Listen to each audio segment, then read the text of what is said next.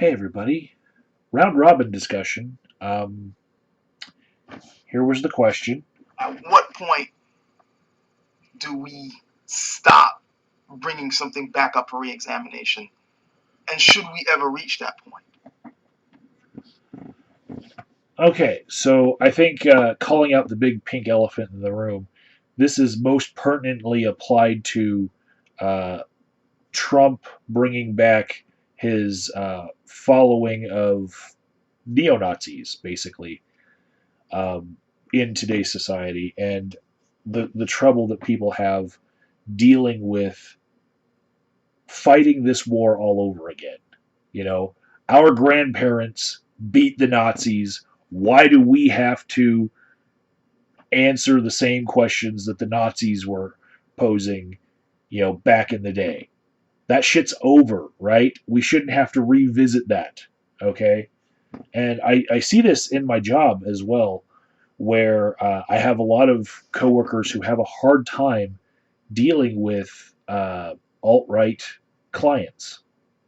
A lot of my coworkers didn't have the same education that I got in psychology because they came up through the social work track where they were very much liberally indoctrinated into a world where that shit should never exist ever again. And yet, here we are.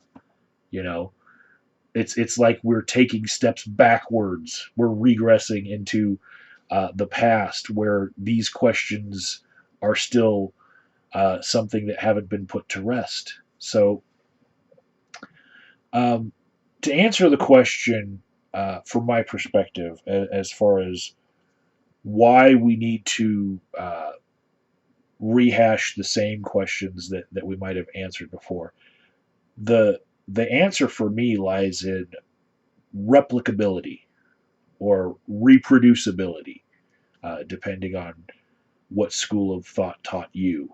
Um, it's something where in science we reproduce things that we are pretty sure reliably so that they will still have the same result, and we do so not just to put it to test, because we think that we're going to prove it wrong. Okay, for example, third grade teachers will still be mixing vinegar and baking soda to make a little volcano uh, till the end of time. You know, is that reaction going to be different than every other time they did it? No. What was the purpose of it? It was to teach other people who haven't seen the reaction what the reaction looks like. Okay?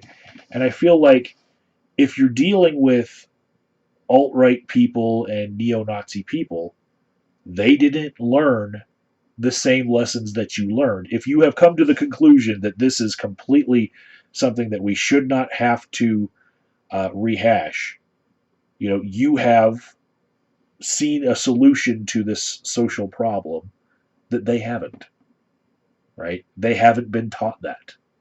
And so maybe recreating the way that you yourself learned that what they're doing is wrong, and the ideologies that they're espousing is wrong.